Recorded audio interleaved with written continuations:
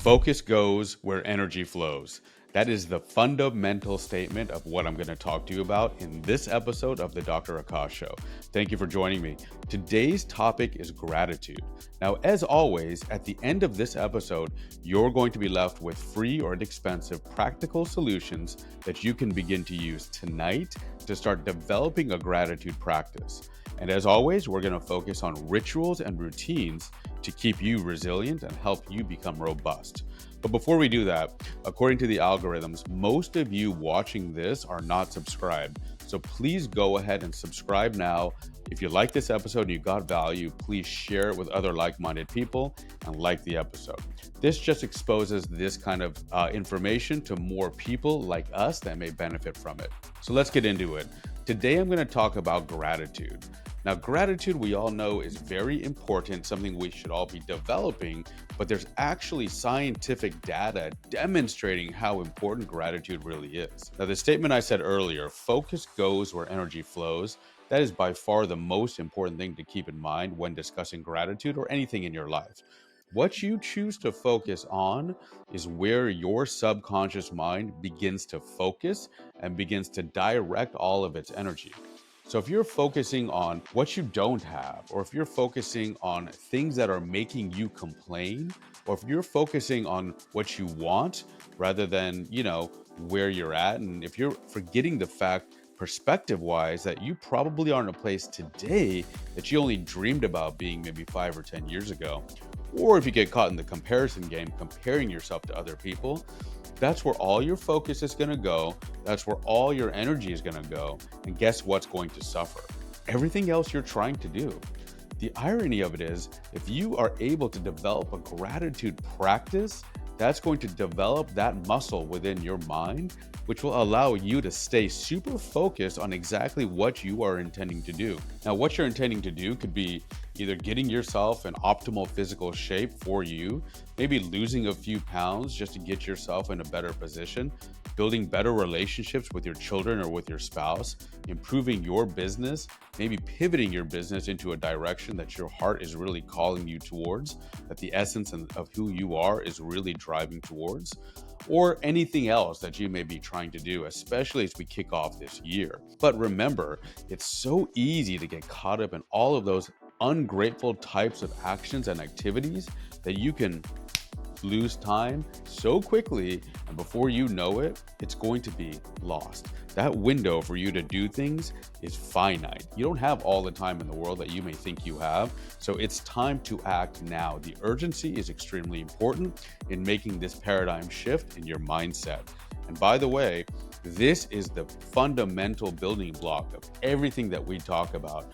Once you develop a gratitude practice, and once you understand how powerful that is in shifting your entire mindset to focus specifically on what it is you need to do and you want to do, everything else is easy.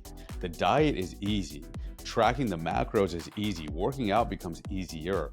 All of the results that you're seeking are right there in your control once you develop this mindset of having a gratitude practice. Now, what happens if you don't have a gratitude practice? Did you know that over 70% of people don't have a gratitude practice, and they're all living with the consequences of that? Frankly, most of you watching this are probably falling into that. I sure did at one point. But here's what happens, right?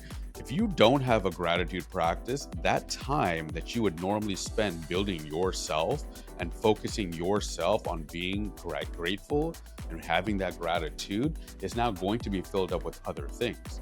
It's going to be filled up with comparing yourself to other people. It's going to be filled up with wondering in your own head, why me? Why don't I have all the things that I think I want? And it's going to be filled up with things like complaining. And complaining in particular is one I want to briefly talk about. Now, complaining is deadly, dangerous, and horrible for your health. And this is confirmed medically with scientific data and clinical trials. What do I mean by that? In 1996, there was a study conducted at Stanford. You'll see the link here, or it'll be floating around on the screen if you're watching this on YouTube. But if you're listening to this on the podcast, there'll be a link. So go to YouTube and check it out. In 1996, there was a study done by Stanford demonstrating people that are chronic complainers actually have a decrease in their overall brain size, as demonstrated with MRI findings. So an MRI is basically a very detailed photograph of a body part, in this case, the brain. So taking that detailed photograph, aka the MRI of the brain of complainers, demonstrated a decrease in the overall size. And in addition to that, there was noted to be a decrease in neuronal activity. Basically, the neurons or the nerve cells in your brain weren't firing as well as they should be or as they used to be, all directly related to complaining. When this was done in 1996, guys. Holy smokes. So we've known about this quite some time, but I bet you haven't heard about this until right now. Crazy, right? So physical objective findings that we've seen with complainers. Huge problem, and that's what you're going to fill the vacuum with if you don't have some sort of a strong gratitude practice to ground you and to direct you day by day. People without gratitude practices also tend to have more anxiety, more depression, because there's no real focus.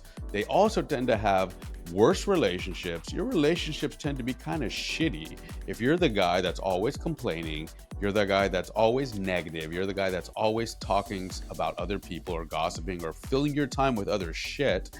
You're not going to be the kind of person that most positive-minded people want to be around, and you're going to attract like-minded people, right? So you're going to attract more of this type of an environment, and this is going to just create a brew of like-minded people just feeding off of each other in this world of complaining and gossip and comparing, which is horrible. It's never going to allow you to get to where you need to go. So understand this, you're affecting not just yourself day to day, but you're affecting your entire world because of the people you're going to be surrounded by. So what does a gratitude practice do for us? There are scientifically backed studies and clinical trials demonstrating the efficacy and positive effects of gratitude. These are the major benefits. Number one, your mental health. You will have decreased episodes of depression and anxiety in people that tend to have a grateful practice. Number two, your physical health. People with a gratitude practice tend to have better physicality, specifically better sleep, lower blood pressure, and improved immune system function. Number three, people with a gratitude practice also tend to have better relationships. The relationships that people cultivate with a positive mindset and a more of a gratitude practice tend to be relationships where people appreciate each other and people communicate much, much better. Those are the two big findings with relationships. Number four, an overall improved sense of well-being. You tend to have just an overall better sense of who you are, just happier in your own skin, more comfortable, and you tend to just be a better version of yourself day to day, which compounds over time to just create a tremendously superior life for you. And finally, number five, better stress coping mechanisms. People with a gratitude practice tend to be much more capable and resilient when dealing with stressful situations. They have better coping mechanisms, and laboratory results looking at certain stress markers are actually improved with people with an ongoing gratitude practice. So these are objective, scientifically backed positive benefits of having a gratitude practice outside of all the positive mindset changes you know you're going to see, not just you, but your family and friends. So how do you start a gratitude practice? You know it's important now. You understand the negative implications of not having one and how it can completely derail your life. Now, how do you develop a gratitude practice? Well, you've come to the right place. As you know, I always offer free or inexpensive practical advice that you can begin to use right away. So here it is. Here's how to start with a gratitude practice if you do not have one. Number one, get a journal. Don't go spend $1 million on some fancy journal. Get a yellow pad of legal paper. This is all you need. Just get a yellow pad of legal paper and get one of these. This is called a pen. All right, so you get one of these and you get one of these. And now you put the pen to the paper and you write. You write 3 things every single day in the morning that you're grateful for.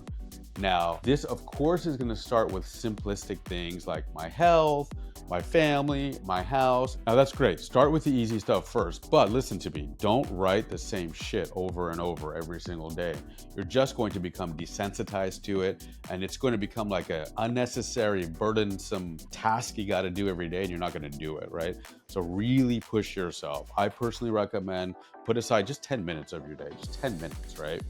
And just sit there with a pen and a paper and just sit there and just let your mind flow free. Put your phone aside, just sit there and see what pops out of your head. I want you to write 3 things you're grateful for every morning and 3 things that you're grateful for that happened that day in the evening.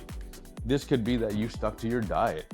This could be that somebody said hello to you and it made you feel good. This could be that you said hello to somebody else and you made them feel good. This could be anything. This could be that you stepped out of your comfort zone by working out for 5 minutes longer, by saying hi to that girl that you've been trying to say hi to, whatever the case may be. But write it down and be specific with things that happened that day for you.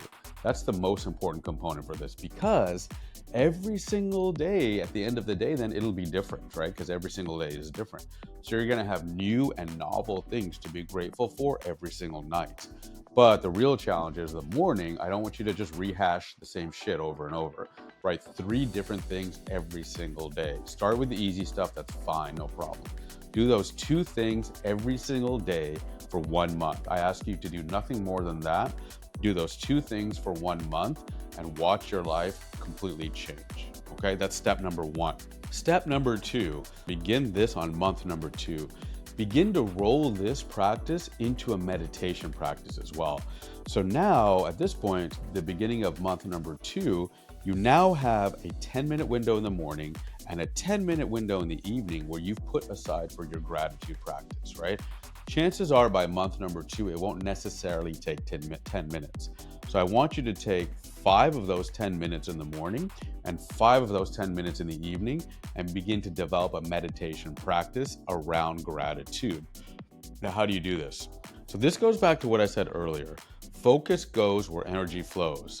If your energy is going to be focused on being grateful, you're going to pull your focus and your energy away from things like complaining and comparing and gossiping and towards things like these gratitude practices and things to be grateful for. I just want you to take 5 minutes in the morning, 5 minutes in the evening, and sit there in silence potentially with a meditation practice. Now, a lot of people, when they start meditation practices, they need to focus on something. It's very difficult to just sit there in complete silence, even for 5 minutes. So lots of people need some sort of focus when they begin to some sort of meditative practice, right? So at this point, you've journaled 3 things that you're grateful for on a piece of paper, and maybe that's taking you now 5 minutes by the beginning of month 2 rather than 10 minutes, right? You become a bit more efficient at it, most likely. Now, when you put that stuff down, I just want you to continue to focus on those things and just let your mind kind of focus on those things to be grateful for, and just let yourself really feel it and embody it, right? But it may be very difficult for one to do that with just nothing in the background. So consider music, consider maybe focusing on your breathing for 5 minutes. Consider some sort of an app. Personally, I like the app Insight Timer. It's totally free. I have no relationship to it whatsoever. And there's tons of different options, very straightforward, very simple. And you can just put on background music for 5 minutes. You can put on whatever you need to put on, but there's lots of great options on that one. But you can find the one that you like the best. Or you can focus on a mantra. Now, a mantra is basically just a phrase or a word that you focus on and you repeat in your head over and over to kind of keep you focused. But I think the goal of what we're trying to talk about here is staying focused on something related to the gratitude practice you just completed. Do that for about 5 minutes in the morning, 5 minutes in the evening after your gratitude journaling. Literally, guys, that's it. That's all you need to do. You're going to find eventually your focus is going to shift. It's going to shift away from complaining, away from gossiping, away from comparing, because your focus is going to go where your energy flows. And now your energy is flowing towards these areas. So as always, we talk about rituals and routines to keep you resilient and help you become robust. So rituals and routines I just addressed, right? You're going to take 10 minutes in the morning, 10 minutes in the evening. Month 1, you're going to just spend that with a pad and a paper, Write down 3 things you're grateful for in the morning, every single morning, 3 things you're grateful for in the evening that happened that day. Don't repeat the same stuff over and over. Every morning, I want you to find 3 different things you're grateful for. Do that for 1 month. Month number 2, I expect this to be shortened down to about 5 minutes from 10 minutes at that point. You're going to take the balance of the 5 minutes that you've now earned, right, from your efficiency and your work that you've put in, and you're going to use that to develop some sort of a meditative gratitude practice that you roll into. Consider an app like Insight Timer or any other app that you may like. I have no relationship, no affiliation. I just like it.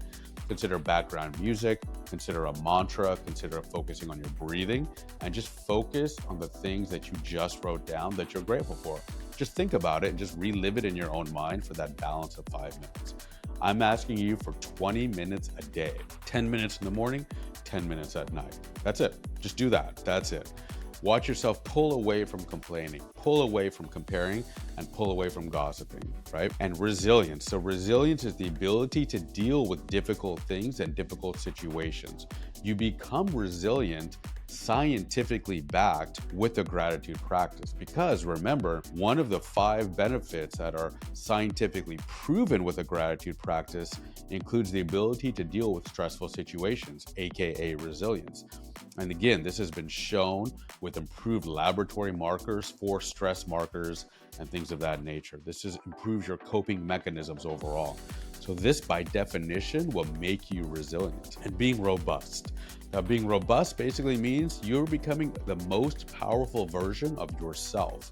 This includes being a resilient human being with your rituals and your routines. What does being a robust individual mean? It means you're able to adapt, you're able to accommodate any sort of changes that may happen in your life because you have the tools and you're creating this version of yourself that can handle this, like a warrior, right? So as you become a stronger warrior by these rituals and routines, this being one of them, you're going to become much more robust. You're going to become a more powerful version of yourself. Specifically, you're going to complain less. You're going to compare less. You're going to gossip less. But also, you're going to lose some people along this journey because those people that you used to hang out with that just deal with all that low-level bullshit are not going to relate to you anymore and vice versa. So be prepared for that. But you're going to be fine because your resilience is going to get you through it. Your improving ability to become robust is going to get you through it. You're becoming the optimized version of yourself. So try these tools and tips and tricks out, guys. Try these rituals and routines starting tonight. Practical, free advice. So listen, I hope this was helpful for you. As always, if you found value in this, please share it. Please like this. Please subscribe to it. And I look forward to seeing you on the next episode of the Dr. Akash Show. And remember, the best time to start something was yesterday. The second best time is today. Don't wait till tomorrow and look back with regret. Take some action now. Thank you.